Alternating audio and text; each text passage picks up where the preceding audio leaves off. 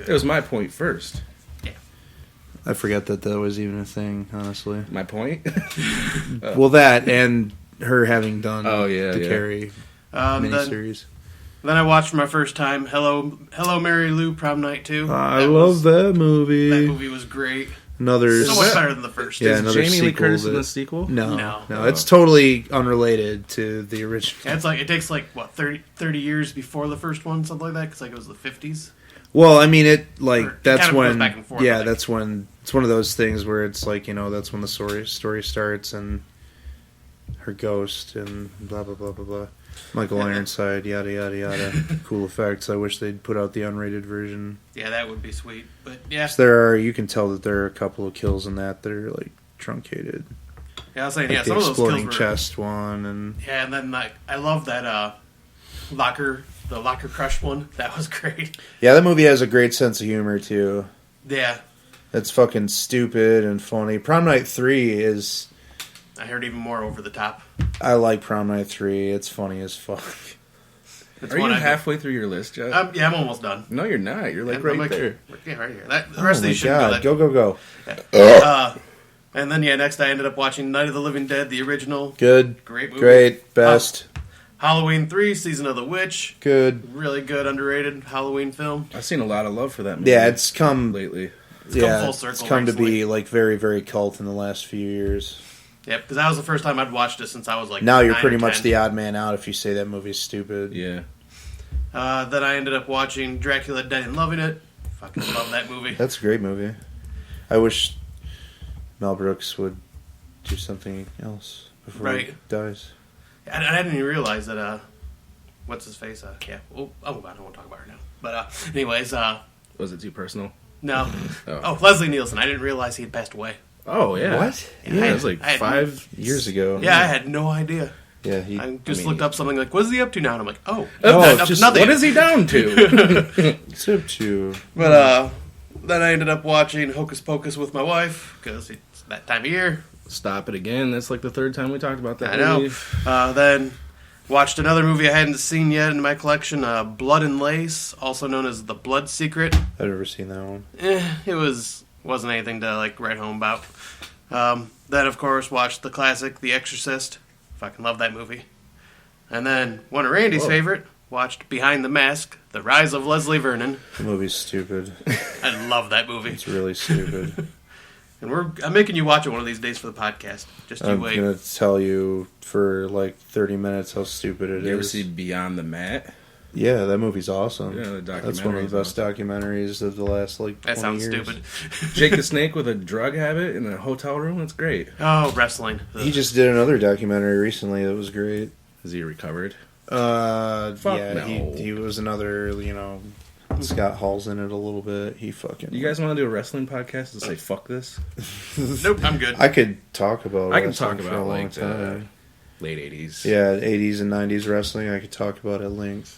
So. WrestleMania 3, we can do a whole podcast on that one. And then I ended up, just going to cut you guys off before it goes on another tangent, but ended up watching Suspiria, just talked about House of a Thousand Corpses, good Rob Zombie Halloween film, and not Rob Zombie's Halloween. Chris Hardwick, surprisingly good in it. Yeah, Chris Hardwick cracks me up in that a lot. I like that guy, but like I didn't know an acting role. And apparently that's like when he was in his like hardcore alcoholic phase. Yeah. Dr. Satan. Oh, Dr. Satan. He shows great disdain for Chris Hardwick. Just that movie. Oh, I love that movie. The movie's good. It's a train wreck, but I love it. It's okay. I don't know. It's not like Halloween or Halloween 2, but it's okay. And then I watched The Pit and the Pendulum, the original Vincent Price one. Yep. I didn't know there was another version of it until I good. seen you guys talking about I liked it. Yeah, they're Stuart Gordon. completely unrelated aside from the fact that they're both based on the same story. All right, and then that was another first time watch for me, and I loved it. Another first time watch was The Strangers, which was I heard a lot of like people that I respect their opinion. If there wasn't a loved it. Strangers, there wouldn't have been a Hush. I don't know if that's like a redeeming thing. Well, yeah, but I mean, just watch them. Well, yeah, but instead of The Strangers. The Strangers got a lot of mainstream push. Yeah, sure. It was American. Yeah, them was the French one, right? Uh huh. Yeah, I thought The Strangers was pretty good. I liked how the killers were basically, or not even the killers, but the intruders were toying with the people.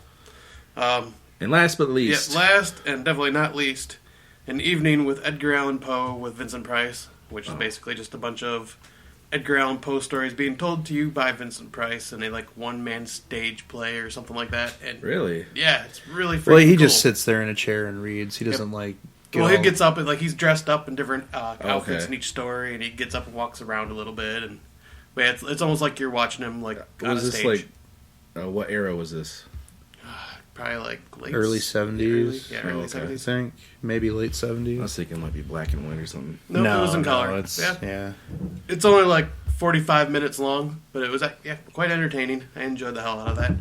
And finally, my long, exhausting list is done. So, Ken, what have you been watching? The back of my eyelids, because I'm not on a sleep schedule, so I sleep all day. Good flick. I watched these ones. I started Dark Night of the Scarecrow, which I think we should do a whole episode on that. I didn't finish it because I wanted to wait. Maybe we could do our commentary episode on that. Yeah, we could. We could probably do that. We'll see. But I'm the only one that has it, so we'd have to watch it together. Well, that'd be the best it's way to not do it anyways for an the easy commentary. movie to track down or a cheap movie to buy. It's been 2 weeks since our last podcast, so Yeah.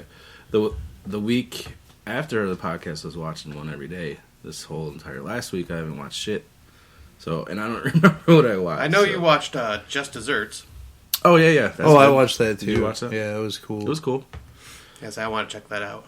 And that's it. If I think of something, I'll. It's weird that shout it out. Stephen King wasn't in it. Yeah. I've heard because I actually just listened to a podcast where they were talking about that, and they said that the guys tried to get Stephen King, but he's just been so freaking busy with all the other stuff that he's been doing right now. Then they should have fucking waited. Yes. They just couldn't get a hold of him at all. Then they They should have fucking bring bullshit. it. They Bring can't it get to a hold him. of- yeah. One day of interviews. Yeah, That's all. That's just for what fuck's I'm sake, man. I Fuck mean, those guys. ridiculous. It was Yeah, it was good, but I want to hear what creepy Uncle Steve has to say more than anyone else. Right. Well, I would love to hear Romero. that. I'm more interested in what King has to say than Romero, I honestly. mean, King is the one that wrote the stories, for one. Oh, so that's about it then, Ken? Man, that crashed into a wall. Yeah, plugs time. All right. Well, you can follow us on Twitter at The Horror Drunks, and we're doing something special where we are 20 followers away from reaching 500 followers. So if you That is can... crazy. I've never even looked at it yet.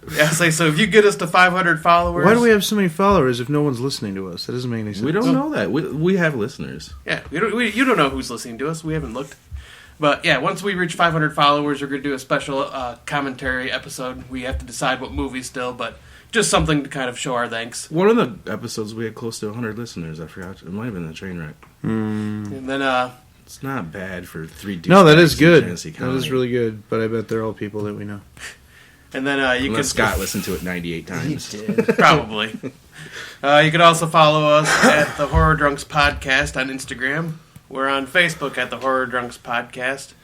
You can email us at thehorrordrunkspodcast@gmail.com. Also, check us out on iTunes and give us a review and subscribe to us. Help us get a little more of our podcast spread around. And our personal Instagram accounts. Randy? Lonesome Undertaker, I tag everything. He always laughs at my name. Lonesome Undertaker. That's me, though. Is there a super social Undertaker? Aren't Probably. they all fucking lonesome? No, have you ever watched 6 Feet Under? All those guys are really... Yeah, that's hipping with social. it. Yeah, they're cool guys. But, I tag our podcast and everything that I post on there that's horror related, so... Yeah. Ken? My phone number, I still don't know it, actually. It's a new number. I gotta write that shit down. I don't think you should be giving it away on the podcast. Every time I fucking order something online, I have to use my old number in hopes that they don't have a problem and have to call me. Ken's phone number is 810-986-7597. There we go. So go ahead and give Ken a call. Just fucking call me. Or a We'll talk. text. We'll chat. I'm lonely. It's true. That's the whole fuck everything tangent is the reason why I did that, because no one calls me. So call me. And then I'm yours. And then you can follow Take me me at, home. Signed, sealed, delivered. And you can follow me at my personal Instagram account at Black Gloved Killer. And if that's the plugs. And spoiler, we are doing Trick or Treat, Night of the Demons, and Ernest is Stupid. So, God damn it, Ken. We're gonna fight during this podcast. all right, on to our next film. Wake up, sleepyhead. It's party time!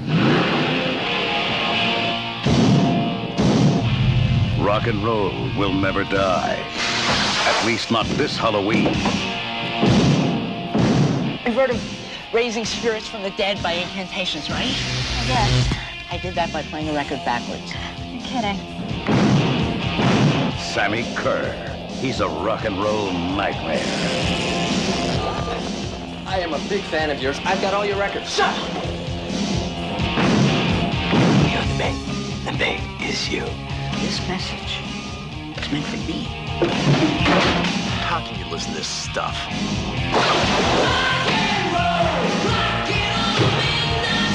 Shut it off! Shut it off! This first movie is 1980.